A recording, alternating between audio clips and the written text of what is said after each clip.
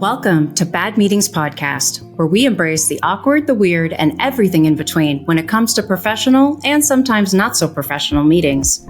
I'm Erika McKellar. I used to be a people-pleasing conflict avoider, but that wasn't working. So I went all in. I even got a master's degree in conflict resolution. And I spent the next decade learning hands-on how tough experiences can actually improve our work life. On this podcast, I chat with people who have gone through it. We break down their bad meeting story, find the lessons, and share tips on how to have better meetings. It's simple, but it's not easy. You may just learn something from someone else's mistake. Listen in and reach out if you have a bad meeting story to share. Thanks for listening. Hey there, welcome to the Bad Meetings Podcast, where we share stories about our common and not so common workplace encounters and offer out-of-the-box tips for better meetings at work. Today, we have a very special guest, Amanda Reill, an ICF-certified coach and executive ghostwriter, joining us today. Amanda lives in Bend, Oregon, with her husband and her two genius children, of course, aren't they all? And is here to share a rather serious story today. And on Bad Meetings Podcast, we really welcome all kinds of stories. You know, they can be hilarious blunders. They could be, just your average, boring, daily team meeting, or they can be some really deep stuff. And today, that's what we have. We have some deep stuff. And you know what? I'm glad for that, because that's what life is about. Life is about going deep and really looking at, the things that have happened to us in the past that maybe didn't go the way that we had wanted or expected, and learning from those and learning how to protect ourselves in the future. And Amanda here today, I'm so excited to have you share your story. So tell us a little bit more first before we dive in about you and your professional path and how you got to where you are today. Yeah, that sounds great. So as you mentioned, now I am a coach and ghostwriter, but it was definitely a winding journey to get here, and that will weave into my meeting story as well. But I started my career kind of with a foot in two different worlds. One was I went to Bible college and I majored in Bible and theology and pastoral ministries. And then the other foot was kind of in the corporate world, office world. And so I spent almost 15 years as a pastor, but not being paid to be a pastor, having these administrative type jobs in a various number of industries, sort of concurrently. And there was a pretty major shift in my life that we'll get into soon that took place around 3 years ago. And that was the career shift happened first, which was I was just in the middle of transitioning between one job and another to find something that was closer to my home, and kind of started tapping into a skill that I'd always had, but not done professionally, which was writing.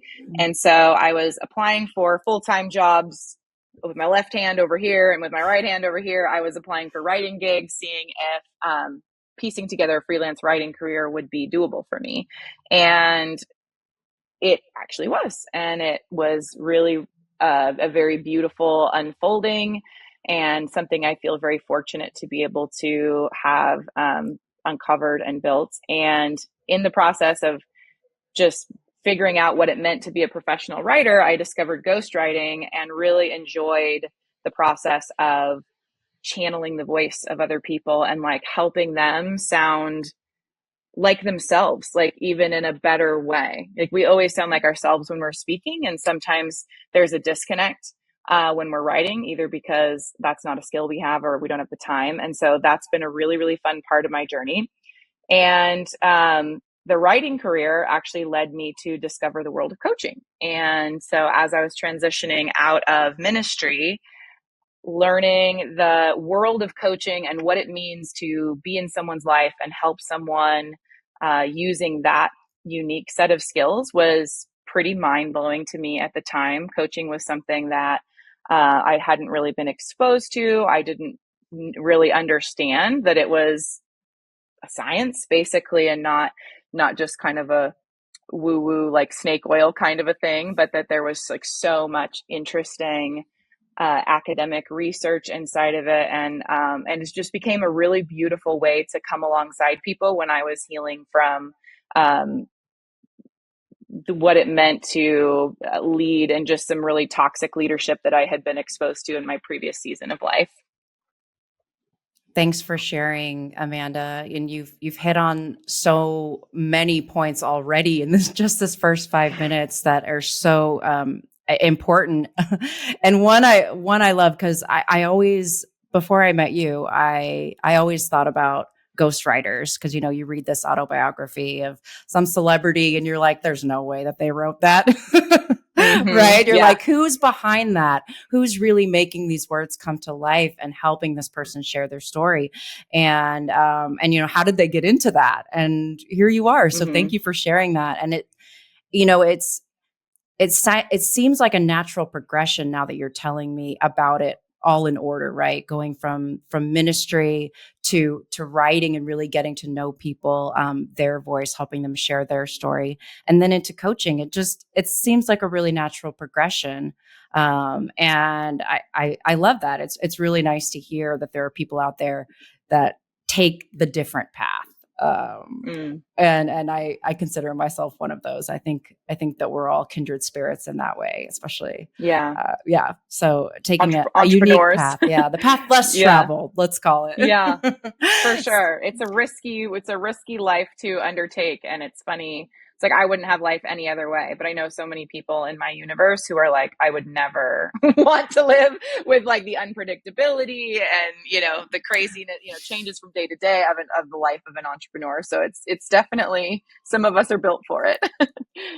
Yes, definitely. Not everyone is up for it. That's for sure. But once you catch the bug, I feel like, it sort of sticks with you. So, well, Amanda, like on every episode of Bad Meetings, we start off with a story that you've witnessed, experienced, been a part of, and you're open to share as much or as little as you hope, or as you wish. And what we'll do is we'll break that story down once we've told it, and we will talk about, what happened, and what we can do better next time. And then we'll leave our audience with some lessons learned and how they can protect themselves in a situation like you've been in. So the topic today, there's a lot of talk about narcissism and narcissistic leaders. And I think people throw that word around quite a lot these days. So it loses a bit of its, I don't know, evil, if you want to say it, but really, truly, sure. It is. It's very, very challenging. We've all experienced it in some way or another. So Amanda, I want you to start and just walk us through your story, what you experienced, and what that taught you and what that led to from there. Yeah. It's interesting you say that about narcissism, because I agree. I think it can just be one of those words that we use to describe someone who's irritating us, or someone who we think is like a little bit arrogant. And narcissism is something that definitely exists on a spectrum. It's not something that you're either in or you're out. There's no blood test. You have to educate yourself, I think, as a human being about what narcissistic traits are like, and be able to identify them and then negotiate them accordingly. And I think what's interesting about this story is that it's almost like we're beginning at the end, because when I was in the situation that I was in, I didn't have any real clue what narcissism was. I wouldn't have been able to have a meaningful conversation other than probably that cursory, like, oh, that person's a narcissist kind of thing that you're talking about in our daily conversation. But the situation that I was in was in the church, and I was a part of a leadership team as a young person, but also, again, this was a 15-year span of time. So it was a church that I became involved with when I was in college. And the lead pastor of this church is somebody who has known my husband since he was like 13, 14 years old. And somebody who had been a pretty, prominent figure in his life. He was his youth pastor. And so this is not a guy that, like, just some random guy that you I don't know, just got like taken in by or whatever. It was somebody that, like, on the surface, all the facts seem to point to, like, of course, this is a person that you can trust. And you definitely experienced him. I would say most people that have encountered him at any point in his life were both interested, and also there's something about him like you just didn't like. There's just something that just felt like it rubbed you the wrong way, but at the same time, he had a way of seeing you and pointing to things in you that made you feel exposed, and like he all of the sudden had a sort of power over you because of the way that he spoke to you. And so the people that were familiar with this, or just, I don't know, everybody's sort of on their own journey. Some people pushed away and sort of rejected him, and other people leaned in. And I was someone who leaned in for a lot of different reasons. One would be that I was looking to grow. I think I was looking to grow spiritually and as a human being. And I was a young leader who really had a lot of want to change the world energy. And I still do. Like, I don't talk about idealism and anything in that realm, like all that energy of the college student or even as a teenager. I mean, I feel like that started for me when I was probably 11, 12 years old. And I'm not embarrassed about that person. I think that person really wanted to make a difference, and I still do. And at that point in my journey, when it intersected with him, I believed, and based on the religious tradition that I was a part of, and also based on just trusting him, that he was someone that would be instrumental in my personal growth. And honestly, a lot of that was because he was so difficult to deal with. I felt like I don't want to just run away and work with people and be with people that I enjoy and that I like. Like, this person is a challenge for me, and I think there's a lot that can be learned. And so maybe this is exactly who I need in my life. And so I think that kind of encapsulates, a little bit of how and why did I end up in a situation where this person was such an important and prominent leader in my life, despite the fact that, from the first time I sort of talked to him, he felt kind of an ick. And I think one of the interesting things about narcissism too is that, and he's a very, very masterful narcissist, is they that normally when are. There's Narcissists have been manipulating. doing it since the beginning, and they've tested what works and who it works on, and it's very calculated. Yeah, exactly. And I think, anybody that was in this situation with me would definitely attest to that. But what I found interesting, especially encountering narcissists after the fact, is that when you do know their playbook, even though it feels like this very complicated playbook, when you're like sort of on the other side of the chessboard from them, they actually behave really predictably. And so anyways, that's probably a conversation for later. But I think it's, once you know, you have all the power. But when you don't know, it feels like you feel completely powerless. So how this leads into meetings, because I know that's our topic right now, is narcissistic leaders are a part of many meetings. So I think that it's not just those individual events itself. It's really about the experience that you had at the many meetings that came together to share, to create this experience, and what our listeners can do if they're in a similar situation, because I know that many people are out there or have been and can empathize and understand and know exactly what you're going through or what you did go through. Yeah.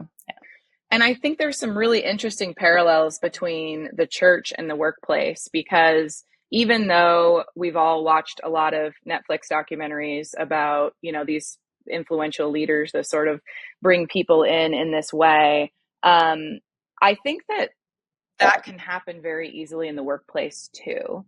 There's a whole nother layer on the spiritual side where you see someone as a spiritual authority in your life. And so there's this whole dynamic of like, what am I doing right by God? Like, what is God trying to teach me? That would have been definitely a part of that whole thing I was sharing about feeling like maybe this is good for me, that it's difficult. But I think that can absolutely be the case in a career too. Like your career is so precious to you, especially as somebody who has a lot of aspirations. And so if you find yourself, in a conference room with these similar dynamics, you feel like that person, especially if that person is your boss, which they often are, narcissists, rise the ranks very quickly. You feel like your future, your whole career is sort of in that person's hands. And that's definitely how I felt. I mean, in my ministry career was still like, that was the work that was important to me. I didn't care about what I was doing all day to get a paycheck. I cared about the work that I was doing in ministry. So I felt like that person sort of held the keys to my future and my value. And that's the unequal power dynamic that can get so dangerous, right? When there is somebody in a position of power who's misusing that power and very knowingly using that against the people that, feel that this person has control over them. And it can be a really scary situation for a young person, especially if there's quite an age gap. Yeah, absolutely.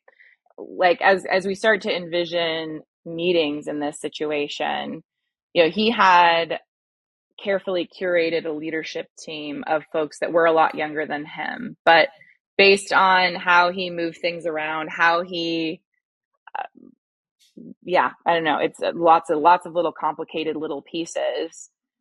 We believed that we did have influence, and we believed that he did listen to us, and that he was on a journey of growth, and all sorts of things like that. So even though when we look back now, all of us, you recognize how little influence or power you had, how basically nothing that came out of your mouth like actually probably impacted him in any way, based on the way he moved the chess pieces around. We did believe that we had power and that we were sort of on this growth journey. But the Amanda, reality, can we break into that a little bit when you're talking about sort of this false sense of power, false sense of like equality, right? What would an example of that be? Would it be sort of like you get a little nugget and then like you should be grateful for that and hands off? Or how did that like play out in an everyday scenario?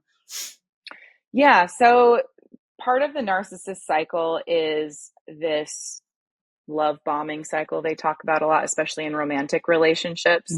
And so one of the signs that you see is this person often elevates people in this really, really dramatic way. So when it was sort of your day and you were in his good graces, you were agreeing with him, you were doing something that he felt like he could sort of shine as a result of, like your doing well made him look good.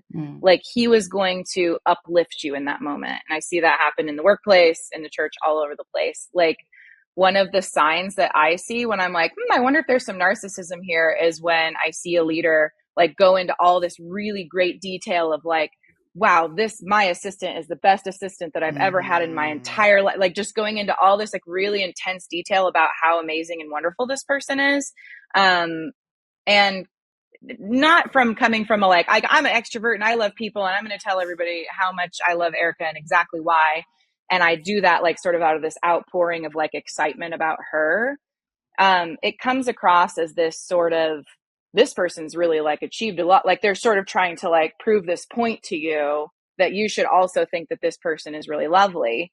And you should act like this person because this person is so great for these reasons. So all of you want to be in favor like this, listen up, right? Take notes. Yeah. Yeah. Yeah, absolutely. And that is one of the ways that you sort of get hooked in, especially if you are that person. And I was certainly, the recipient of this person's love bombing. And, even from the first time of meeting, he's sitting there weaving dreams, for us of all these different things that we're going to, do and accomplish together and how talented I am. And, this and that. And so there's definitely an aspect of that felt good. And it also felt like, oh, this person is really seeing me and seeing my value.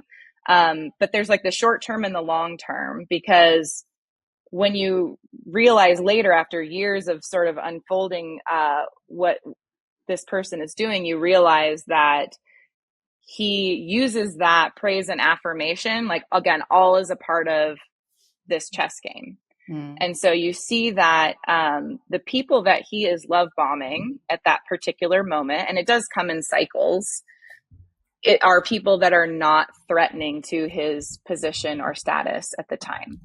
Oh, so yeah.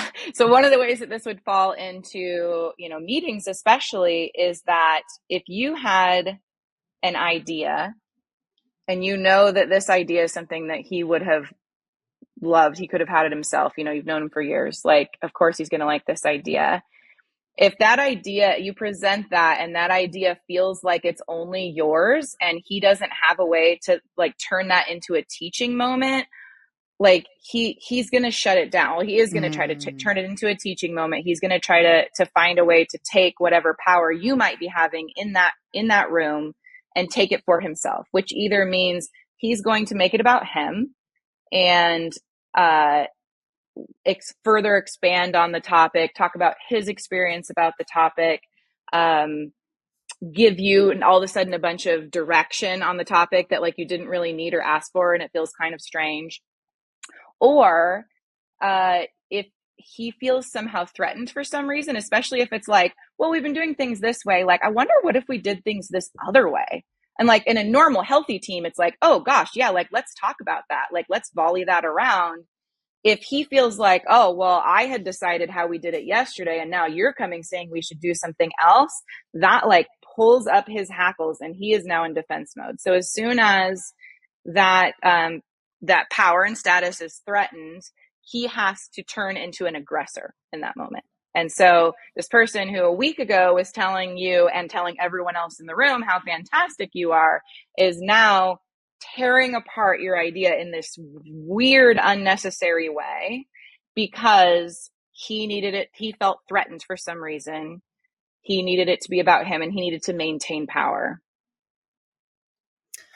So we have a narcissistic leader, and whether this is your team or whether you're affiliated with this group, or it's your church, it's your club, it's your whatever, you have a feeling that you're dealing with a narcissistic leader, someone who's in power. Maybe they have power over you, maybe they don't, but they have some sort of power that they're using. Why is that so dangerous to the people around them?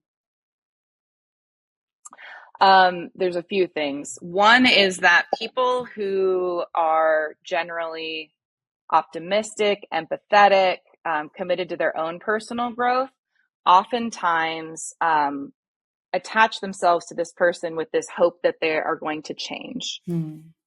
And I'm hesitant to say, some people would say, narcissists can never change, or it's very, very, very unlikely that a narcissist will change. I don't know if I want to make that statement or not, but what I will say is this, is as a part of that love bombing cycle, and as a part of just the chess game that the narcissist is playing, they will have a tendency to, if they feel like it's what you want, like what they need to maintain favor or power in their relationship with you, they will be vulnerable. They will be exhibit false humility. They will appear to want to do things differently. I'm not an expert in this. I'm not a therapist, but from my experience and what I've read and understood, one of the signs that you're dealing with a narcissist is that you'll never really feel like you actually got a true apology out of a narcissist. They will say a lot around the situation, but to actually fully own something, that's one of the ways, and like I've seen this in other people too, where I'm like, and I even try to put people in that situation. I mean, we should always be able to be in that situation in relationships, you and me, Erika, too, where I should feel ready to just like full on own an apology. And I should also feel comfortable putting you in a position where you can full on own an apology. And that doesn't mean if I say like, hey, you hurt me in this way that you have to, well, like I'm Sure. testing you in that way. But like there should be scenarios. And so when you're dealing with sort of a longer term relationship, months or years with a person, and you begin to see this pattern that like we've gone through a lot of different struggles together, and I don't feel like that person has ever really like fully owned something. I think that that's a big thing to look out for. I can't remember what the original question was because I know I had other thoughts about it. Yeah, no, how having a narcissistic leader or someone in a position of power can be dangerous for those around them. And I mean, you've really, said it, I think, in a way that everyone, or let's be real, most people have experienced, unless you are the elephant in the room, the narcissist in the room, right? Maybe if you don't know what we're talking about, maybe you need to go see somebody. No, I'm kidding. But no, we've been in this situation where we've all felt that sort of red flag about somebody. Like, why does it always get turned around about them? Or why, why is it always them against the world, or it's always somebody else's fault, or, they never take responsibility for their own situation. And, I mean, I keep having flashbacks to not only a personal relationship that I had for many years that was completely destructive with a narcissist, but also a narcissistic boss. And both of those situations were highly trauma inducing. And to this day now, I mean, luckily the red flag goes up a lot easier now, but is that such a bad thing, right? That we know and we see the signs, and how, while you can't eliminate sometimes your boss from your world, you can recognize the signs, and at some point you can decide, is this crossing my boundaries, and do something about it. And Amanda, what point was that for you when you said, okay, enough is enough? And how did you remove yourself from the situation? Like, I know for me, and I know we haven't talked about the abuse, and we may or may not, it just depends on if it helps or supports the conversation. But like, I don't remember if I told you this on our last conversation. The shame of being fooled to me felt so much bigger than any other piece of what happened. Like I said over and over again, even to my husband, like I would have rather cheated on my husband out of a, passion, whatever. Sorry, I couldn't control myself, whatever, and had to come to him and say, I did this bad thing and I'm sorry. Like that would have felt easier than to say, as like a grown 30-year-old woman, gosh, I'm sorry. I see you. As a grown woman for years, like, I want to be smart. I want to be respectable. I don't even want to be telling this story. That like it sucks. It sucks to be the fool. And I think that like that was so much more painful than anything bad that I ever could have done. And I don't think that people realize, unless they've been a victim in these situations, how painful it is to be the fool, or to be weak, or to be a woman that was taken in, or to be whatever the thing is. Like, gosh, right. I'd rather be bad. I'd rather go and, I'd rather have an affair. Like I just would. It's just easier to be like, sorry, we all make mistakes. I'm a terrible person and I hurt you. Please forgive me. Like, but this was my own choice, right? Like I made this choice. It was a bad one, and I'm owning up to it. Like we're talking about owning up to your mistakes, where you're the one that's totally in the driver's seat here. But when you're dealing with a narcissist and an imbalance of power, it's absolutely not a fair playing field. It's and when you're a person like Amanda, I mean, I've gotten to know you quite well over the last year, and I see that you and I have commonalities. And what I'm guessing by hearing your story is that you're also like someone who wants to rescue someone else if you feel like they need help, or that you could be there to help them or guide them or make them a better person or show them the light. You're going to put your all into it and do your very best, because giving up is just not an option. And I know what that feels like. Yeah. And that's the answer to that. Like, I didn't quite land there with like when you were talking about what's the real danger, but where that lands is, I mean, like it lands into like a ton of wasted energy and like the whole gaslighting dynamic of like, gosh, I'm constantly questioning myself. Am I bad? Am I bad? But even taking that part aside, even just the energy it takes to be like, I believe that he can be different, that he wants to be different. And he has asked me to be in this role in his life and I want to be there for him. And that was literally what my 2 years of sexual abuse primarily was like, I am going to carry the weight of what he needs and the potential for his growth. And I'm literally going to carry that around on my shoulders.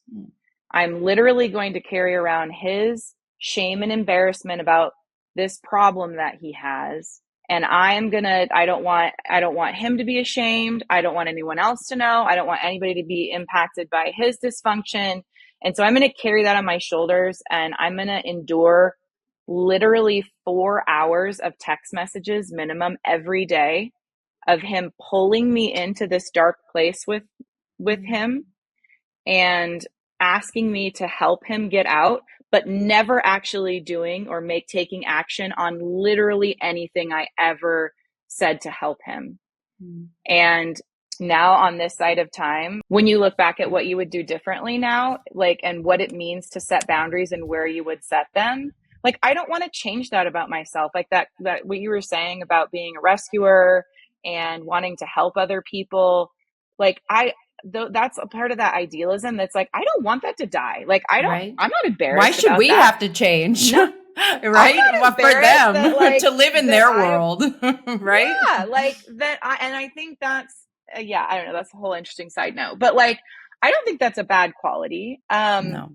The way that I see reality and the world and theology and all of that has changed significantly because, at the time, my basic, theological premise when it comes to helping others would be literally, you give of your entire life until you die. And it doesn't matter if you die today. Helping someone, like, boundaries are sinful, basically. And I didn't really understand what they were and what they meant. And I feel like I was told a lot about the selfishness of them and sort of what would happen. Like, if you give the devil an inch, he'll take a mile, sort of a thing.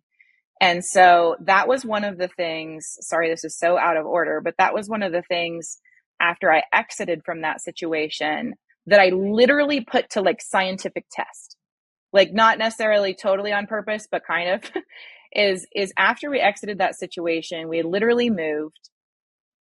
I had in my mind that I had been given this promise from the church, from my understanding of the Bible, all of it, that I am at my core selfish. And so if I do not squash every tiny thing that comes my way that might be perceived as like selfishness or caring for myself first, like, that's only going to grow. It's a boulder that runs downhill. It's only going to get worse. And so when my give a shit was broken, like, I just didn't, like, it literally, we talked about the body and stuff. My body broke down.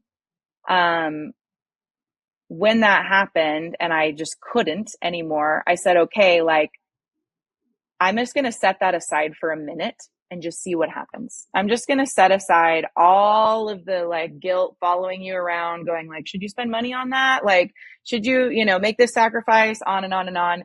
And I'm going to do a little bit of like sort of what feels good. And again, we're not talking about anything crazy. We're talking about like, I'm going to go get a coffee or whatever it is, or I'm going to not, I'm going to choose, if somebody's asking for my help, I'm going to not, like, maybe I can't today because maybe I need to invest in my family. Those kinds of super selfish, terrible decisions. Oh my goodness. And I said that. You selfish person, you selfish woman, you. I know. And I set that mentality aside for a year and to see what happened. And like, after a year, it was like a science experiment. After a year, I looked back and I went, like, I was honestly shocked that I still really wanted to help people. I was like, oh my gosh, like that didn't change me at all. Like, that wasn't a slippery slope. Like, this has been promised that I'm just like, going to evolve into like self-worship. Like my desire to be alongside other people is like just as strong as ever, even though I hadn't even been in any sort of, I was doing nothing to like formally help people. You know, I was literally just like trying to keep building my business, take care of my family, invest in my marriage, invest in my kids, because we'd been through a major trauma. I did know enough to know that like those were the right things to do at that moment, but like outside of that, nothing.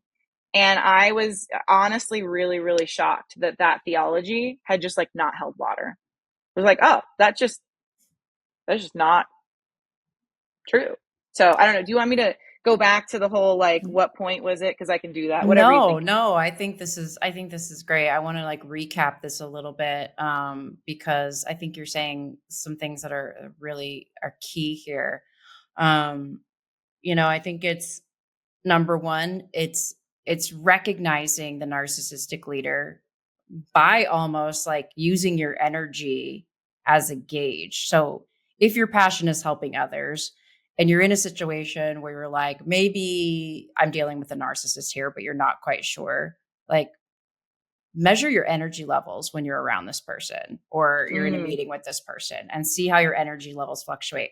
And if you feel like they're sucking you dry of energy and the ability to help and care for others and, do what actually brings you joy, then you're probably dealing with a narcissist. So I think that's a really kind of a light bulb when I'm hearing you talk about it, like how to recognize it. Cause I think like you're right. Once you're deep in it, you cannot see the wood for the trees. Like you just cannot see it. Yeah.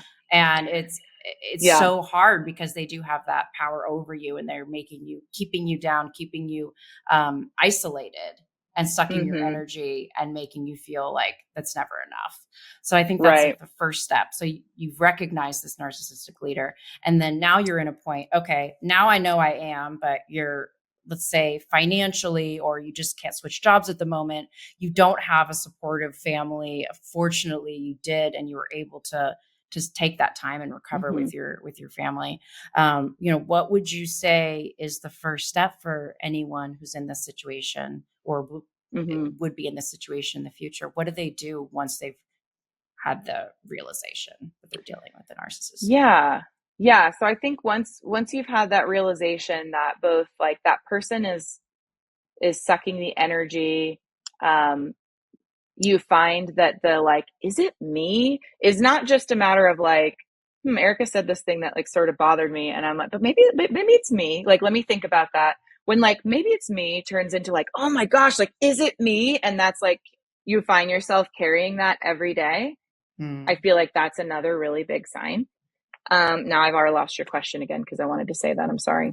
Yeah, no. And it's like, how do we, so once you've realized it, how do you start to remove yourself and take that power back?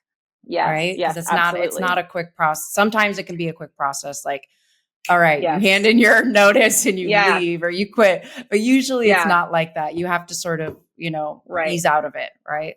Right. Yes. And I would say with the leave as quickly as you can, I do want to say, because I think there's a lot of weird in between where you're like, how important is it that I leave like this instant versus like, I'm going to give it, whatever, blah, blah, blah. Like whenever you feel like that's dawned on you, like, I think I'm in this situation, I would definitely say that like rearranging everything, pretty much everything in your life, especially if this is a crazy making situation for you, to make exiting that situation, like not trying to make it better, not trying to leave with a note of like, maybe if I do these last few things or say these last few things, like it'll make a difference for this person later on in their life or what, like don't like completely stop trying to help them and completely start moving yourself out of the situation as quickly as possible. Trying hard, even not to care too much. This is going to be different for every person, but not to care too much about the other people in the situation, because the reality is that they talk about the narcissist spell. They talk about the power, like the love bombing dynamic. Like it is so, so powerful. So you really have to come to terms with the fact that like you are going to probably, like if you figured this out for yourself and you're trying to exit, you're probably going to want to take others with you. You're probably going to want to try to rescue other people that are in that situation. And it's possible that you may be able to, but it is very, very tricky, because if the person is not ready to see it, then it actually can cause so much more damage for you and even for them to like really try to intervene if they're not ready. Like this is like the hardest, like it's like still even hard for me to say these words out loud, but like you really have to like take care of yourself in that moment, and like take care of your own like personal, physical, psychological safety. And so, but if you're in a situation where exiting right away is not an option, which I think is very true, especially for, when it's your employment, whatever the situation is, which as a side note, like enlisting somebody else, like a coach, a consultant, like somebody wise in your life to help you see, like, I think a lot of times we think like, oh my gosh, there's no way I could never quit my job. I could never, we just don't think that like leaving the situation is possible. If you're in that situation, I would say first, like figure out who in your universe, even if it's somebody that like you only know on LinkedIn, like I'm here. I think Erika's here for this. You see our posts and you feel like you have a parasocial relationship with us, and want to know like, gosh, like, I don't think I can leave, but like, can I? Like, sometimes it takes another brain to help you see that like, this is doable. It's okay to not have money for a second, whatever the thing is. Sure. So, but if you are in a situation, cost, right? What's the cost of staying in there? What is that going to mean for your health? What is that going to mean for your stress levels? What's that going to mean for your future? Narcissists are all consuming, even if they are just your boss, and, everyone's got a difficult boss, whatever. But, it comes down to like, what impact are they having on you, your life, and your future? And when that starts becoming, a problem, then you're right. It's like, what's that worth to you? Is it, is there some way you can, do you have a safety fund? Do you have the ability to go on unemployment? Every country's different. I live in Sweden now, so the options are a little bit, the government is a little more supportive of situations, when you're, I would say in general.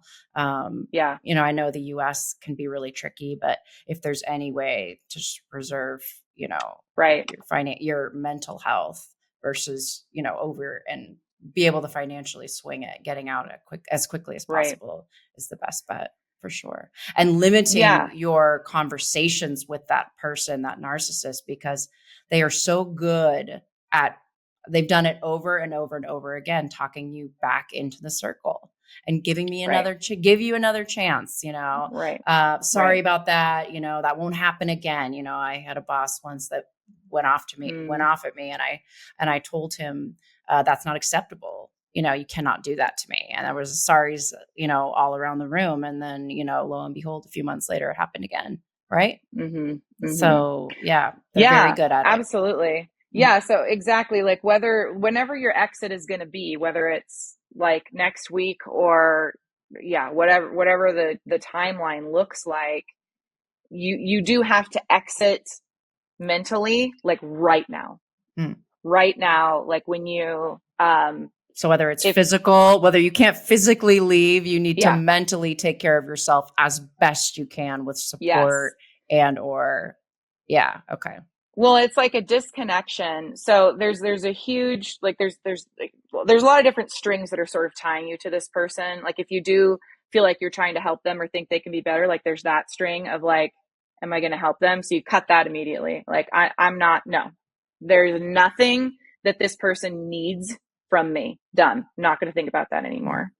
And number two would be this, like almost the same string that goes the other way, which is I do not need anything from this person whatsoever. I do not need for them to promote me. I do not need for them to recommend me. Give me a nice send off. Give me an exit, leaving party. Nope. And if you find that in their little cycling, because as a strategic move, if they do sense you pulling away, that is definitely the time where they're going to switch from aggressor mode back into like the love bombing mode and try to keep you and try like, even if she, and when I say try to keep you, I don't mean you've said you're leaving. I mean, like they just, cause they're very sensing. They're not empathetic.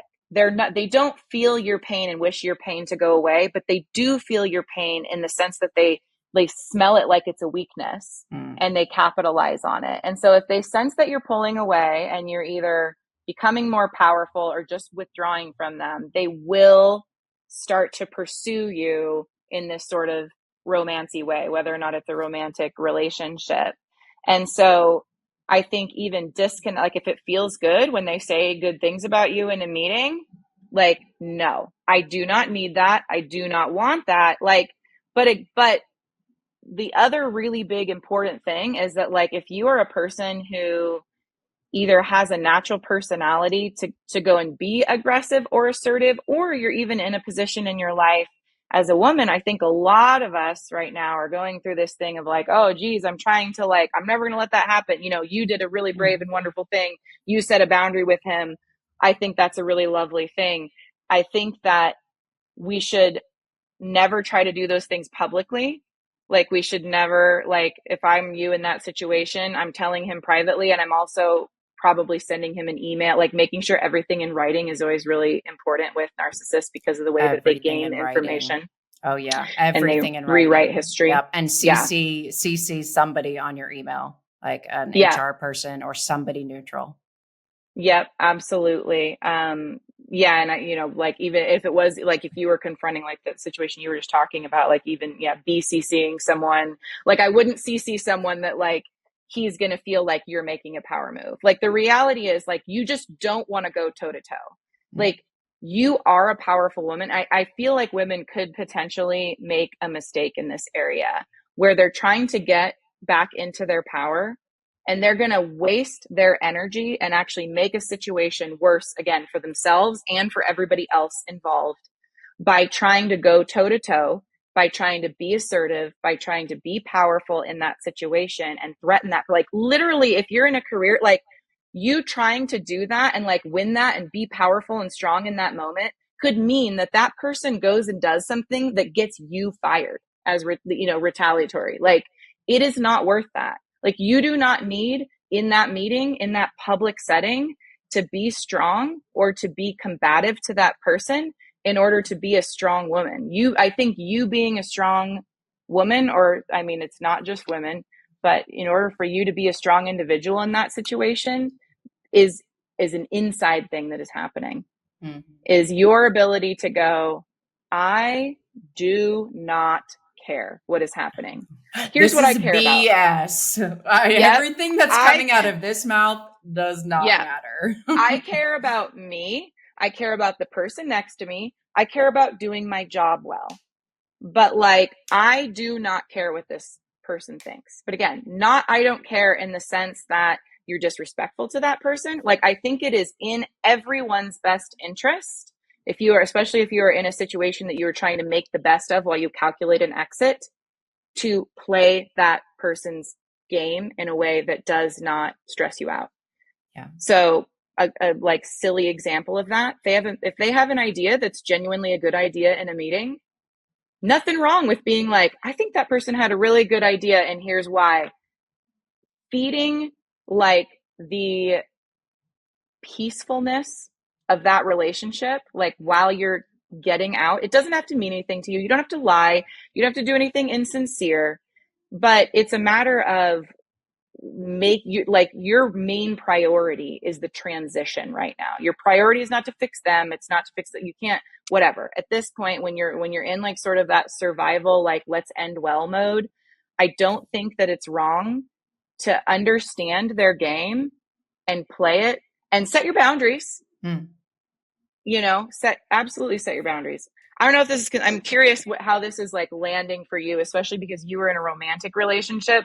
Like, does anything scare you about me saying like play their game? No, I think, I mean, of course there are situations like where when you get in romantic relationships and there's like, emotional and physical abuse involved in the power dynamic is that way, then I think it get, it's a totally different scenario. But since we're talking about it in the professional sense, I mean, we should always have that layer, of boundaries. We don't talk about the same things with our bosses that we do with our husbands and our families. I mean, there's just a different relationship there. There's a professionalism that should always be there. And when you start to see that erode and you noticing that that's, like sliding away, then, you have to do something about it, but you don't need to blow it up and be the whistleblower. And, there's a lot of, hero Me Too stories out there right now. And please, like, more power to you. Let's hear them, like, share those stories. Let's, like, make those, make those people who choose to speak out, like, let's celebrate that. But I do think that you're right in certain scenarios, especially if there's been a lot of damage done. You have to take care of yourself. And when I was in the professional situation, I exited the organization with a lot of people that I really cared about being left behind.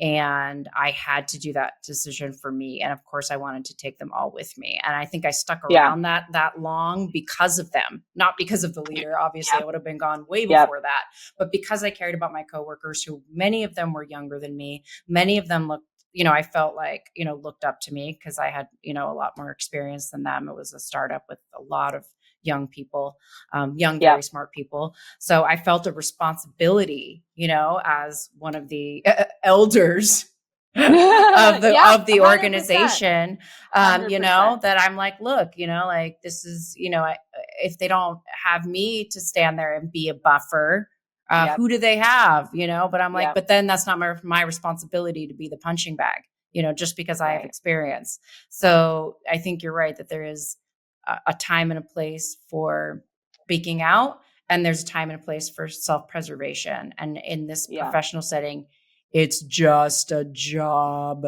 really, in the end, it's just a job. It's not your family. It's not your health. It's not the things that truly matter. And if there's someone that's damaging those things, your family, your health, your wellness, then nothing is worth it. Right. Right. And you're on a sinking ship. I think, like, you're not going to be able to stop the ship from sinking. And, like, really, the times when I believe that narcissists do change and see things, sometimes, many, maybe a vast majority never will. It doesn't matter what happens. But it's not ever going to be in a power play move. It's going to be because they've lost everything that they care about, that they realize maybe that there's something that they're missing. And so it's never you will never win. They will always, always win. So if you're, like, trying to stay on a team, I think that's, like, a perfect example, because that was me. And I think that's so many people. Like, even when you recognize, like, this is a bad situation, you stay 6 months, you stay a year, you stay 5 years too long because you're trying to help, you will not win. Your help will not win. You want to help those people, you exit and you be a friend for when they exit. But if you are in that person's world, which was the case in the church, was the case in the startup, I've seen it in other people's startups, that's not your startup. You don't own it. If the narcissist owns it, you cannot, there is nothing that you can do to help. Like, no, and I mean, I was in a very real situation where, like, if I would have left before I did, the people that were still involved in that situation would not have talked to me. So there, like, was not, but I mean, I think that can happen in the corporate world as well too. I mean, there's a powerful loyalty thing that happens. And I've even seen this, recently with the startup, where it was like somebody leaves the startup and it's like, oh, I see you interacting with that person's LinkedIn post. What's going on there? Like, that person left, and that person, like, there's this, again, that's a threat. And so, it doesn't have to be a crazy religious thing. We give religious cults a hard time, but, like, cults are just as powerful. Oh, look, I've seen some startups that are beyond any of these, stories that you've seen on Netflix. I mean, startup culture can be very cult-like and very Yeah. much like the emotions wrapped up in it, and the success of this organization or this product or whatever this is can feel like, you know, it's a worship almost, especially if the leader is a narcissist, because, you know, that's their baby, their narcissistic baby that they're, you know, raising and using you to help them do it. So yeah, it's a dangerous You're place on to their be. ship. Right. Yeah, And that sinking ship. 100%. And, you know, the rats are going to swim off. And it's like, do you want to be the first one that's closer to the shore? Or do you want to be way out in the middle of the ocean and have nowhere to go? Right. No, that's so huge. That's so powerful that you say that, because, you know, looking in my own scenario, you know, there were definitely people who came in and out of that situation very quickly. And even the people who was like, sort of like, how close did you get to the flame? Like, even the people that were just slightly burned, it was like they were kind of changed, even though they got out sort of quickly. But for the closer you were to like the nexus of the issue, like it's going to be years. And that leads like to the other piece that I wanted to say in response to your question about, you know, what do you do next? And also, like, when you asked me about my healing journey, I think one of the hugest things to understand is to reframe your healing process as like it's another part-time job or another responsibility that you have. You think about your life in these different things that you're responsible for. So I have 2 children. If I choose to have 3, then I'm going to have a third small person that I'm going to need to like put a bunch of attention to, that's going to need me, right? I think when you like if you've recognized, you've been to therapy, whatever it was, that the thing that you were like, I'm in this situation, like this is a thing that has happened. This is not an okay thing, and it has impacted me in a negative way, and it's going to take some untangling, and you realize that you have a road ahead of you. It's just like getting a cancer diagnosis. Like, you get a cancer diagnosis, you know that like even if you are able to make it on the other side of that there is going to be a road that you are going to have to travel, and that road is not going to be short, and it's not going to be easy. But like when you're in a physical situation, you have to, like, you literally have doctors being like, first we're going to do this, then we're going to do this. First, we're going to remove the cancer, right? Remove the cancer. Step remove 1. The cancer. Then treat the wound, treat that empty place, heal that spot, heal the rest of the body, and then stay away from the thing that poisoned you in the first place, right? Why narcissists are like cancer. No, it's really, really a great metaphor, I think. And I think what people need to understand about this too in their own healing journey is like, when it's a physical thing like that, and you know you literally have to go and sit in that chemo chair for a few hours, like that you literally have to go and move your body. Like, it is like you've taken on another part-time job, you've taken on another responsibility, you've had another kid, like you've got a dog, like all of these different things are like, now I have this thing that I didn't have before that I need to attend to. And it's very difficult, I think, for a lot of us to see our healing as another thing. It's another entity that needs to be nurtured.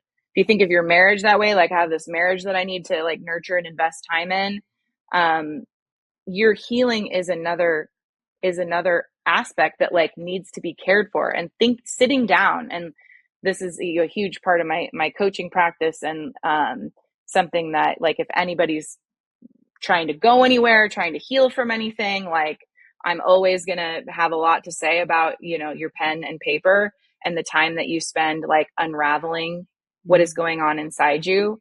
But like, you need to have a care plan, and that care plan is going to look different for different people. And you're probably going to have a lot of different people coming from a lot of different directions, thinking that they know what you need to be doing, that you need to go to this therapist, that you need to do, you know, whatever the thing is.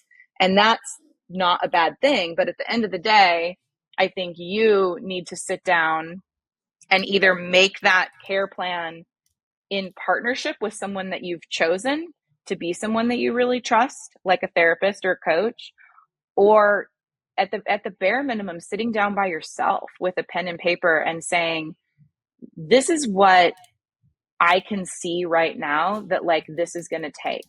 Like, these are the things that I would like to feel differently about. These are the beliefs about myself that this person for 15 years has like told me over and over again, this is who you are. This is who you are. This is who you are. And you all of a sudden realized, oh my gosh, that's not who I am. Oh my gosh, this person is not an authority in my life anymore. Like, but you know that you've held this belief about yourself for 15 years. It is going to take some time. It has to be unraveled. It's a road that has to be walked. There is no shortcut. But unfortunately, because it feels big, and some people do this with cancer too. Like, and sometimes rightfully so, when you're like 90 years old and you're like, I'm just going to pretend that I didn't know that, and I'm just going to keep going. You can do that when you're 90 and that, you know, finish well, and that's fine. If you don't want to fight that battle, that's fine. But if you're a 35-year-old woman who has a lot of life left and is responsible for raising people, like, you just know, like, you don't get to say, I'm just going to pretend like that's not a problem, or I'm going to ignore that tumor. Like, it's just very, very similar. Like, the time that you are worried about taking away from your kids to take care of yourself now and figure your stuff out now, like, there is no other option than for that to grow and get worse. It just won't. Yeah. You can't ignore it away. If the puzzle pieces are in the wrong place, if there's knots that need to be untangled, they don't untangle themselves. Mm-hmm. No, that's such you a have to do the work. I mean, it took you years to get to this situation, to this place, right? It's going to take some time to recover from it. And that's like, it's such a powerful reminder that we all know, right? We all know that that's, you know, how it works, but we're unwilling to give ourselves the time to heal. And I think the most powerful message today, and sharing this, the really vulnerable story, is so brave of you, Amanda. Thank you so much. Is that narcissists, whether it's in personal relationships, whether it's a professional relationship, you know, maybe there's somebody like in a big team that you can avoid, you know, if you see these signs, and you can get on with your day and get on with your work. But if you're in a situation, a close relationship where someone has power over you, or you're in a relationship with someone, a close relationship, and you're recognizing narcissistic tendencies, it doesn't matter if it's personal or professional, they can be just as damaging, and sometimes even more, because it's really confusing, right?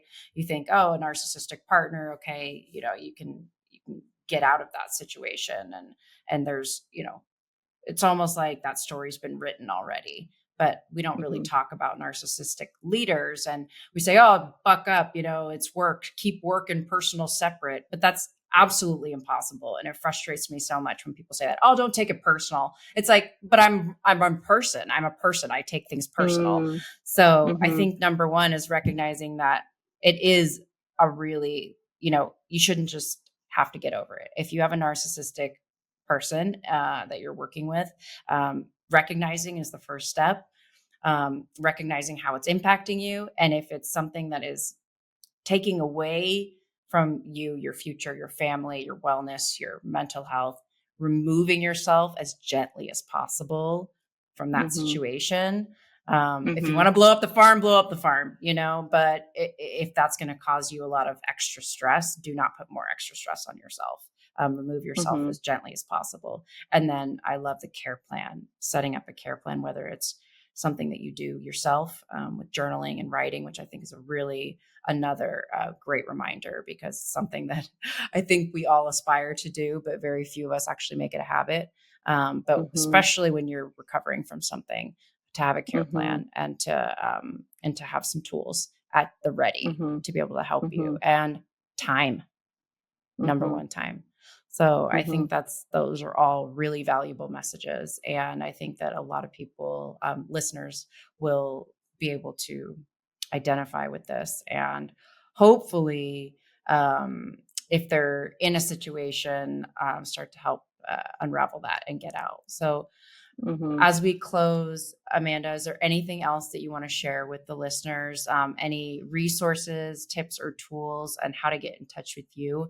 If someone has, you know, wants to share their story or get in touch with you about coaching or ghostwriting.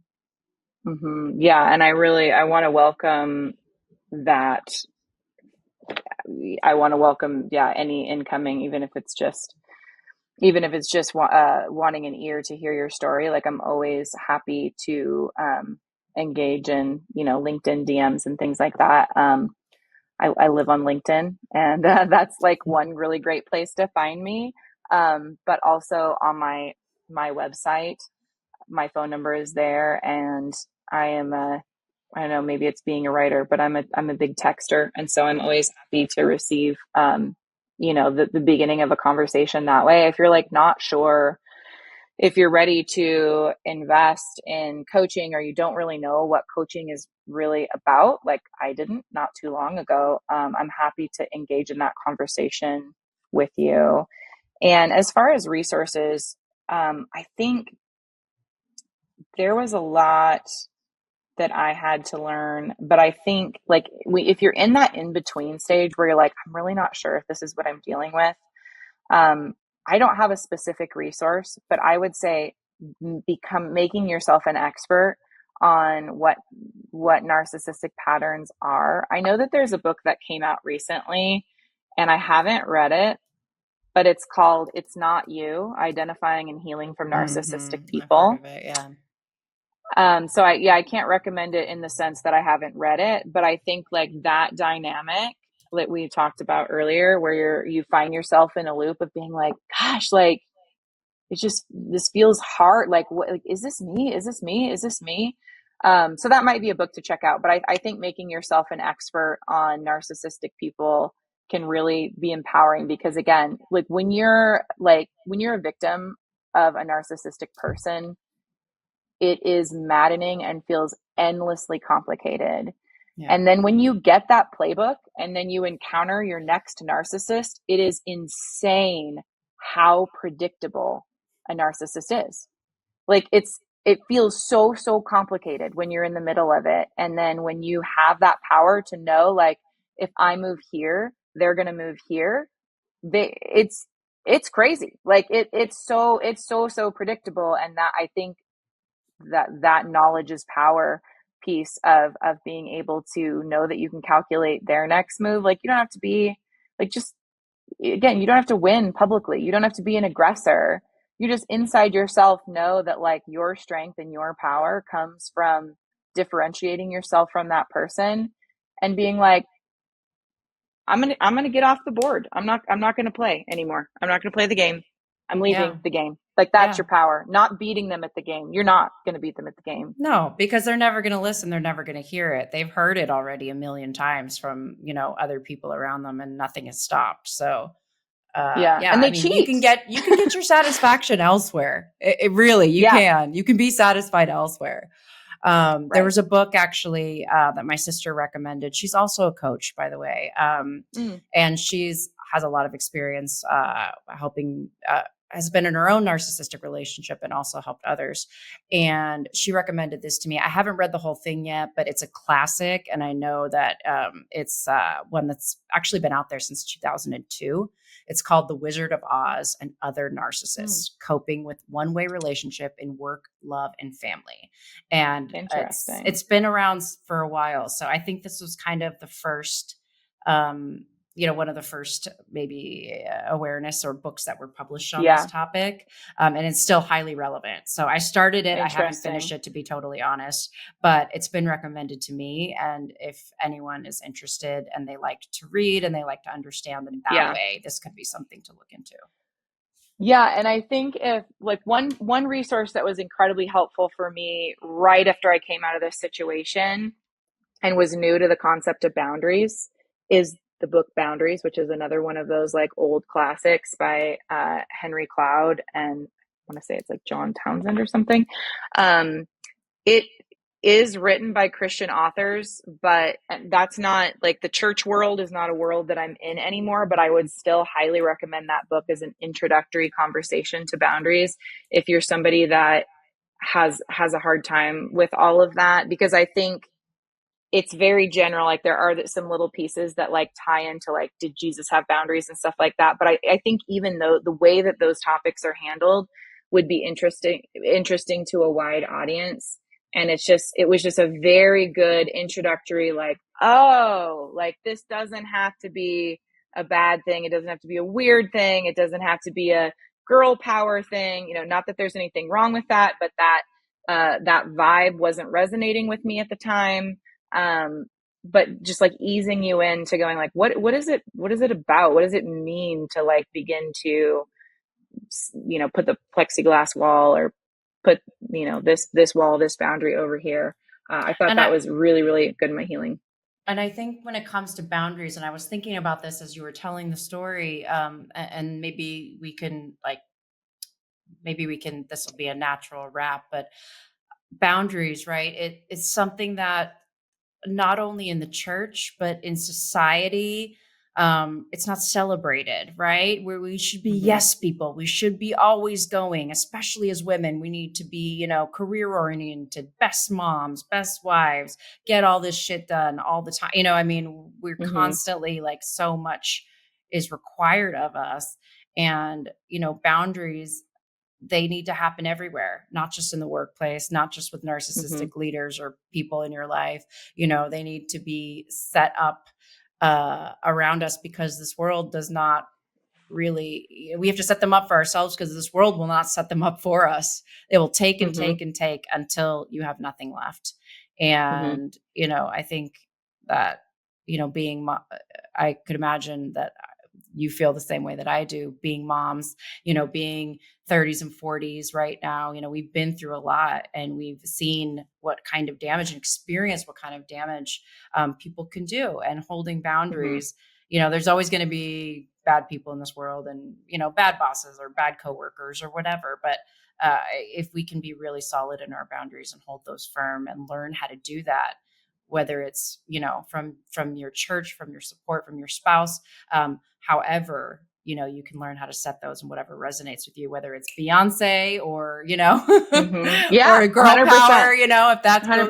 resonates with you, great, go that direction. But find that way to hold the power in and not let it leak out so much, especially if you're someone who cares a lot, who's a highly sensitive person, right? Which I think that we would probably identify with too. Yep. All right, Amanda. Well, thank you so much for sharing today. Is there anything you want to leave our audience with before we close out today? I think there's a reality that you are always in the driver's seat. Like there are no circumstances, situations that are so complicated that you are not the boss of your own well-being. Even if that is the decisions that you need to make internally, and just you being the boss and the driver of the conversation that is happening in your head as you go about your day. Like you are in charge of that conversation that happens in your head. And I think that is an important power for people to feel. I don't think it is always important for us to exercise that power externally every single time. But I think that it is important that we exercise that power internally every single time. And we say, I do not belong to anybody but me. And that's a good thing. That's the best version of myself. That's the best gift that I can be to other people, is that like, I promise you to my children, I promise you to my coworkers, I promise you to anybody else that I'm going to come into contact with, that like, I'm not going to take my hands off the wheel, and if you're doing that in partnership, if Jesus take the wheel kind of a conversation, I get that. And I think that, that's a wonderful and beautiful piece too. But I don't think that we take our hands off the wheel to the level that we feel that we are a victim to our own circumstances. The greatest pain that we're going to feel is being a fool, being powerless, being in a position where we're being like wounded by others. And so if that's the pain that we can tackle first, I think that's incredibly important. Yeah, I just want to thank you for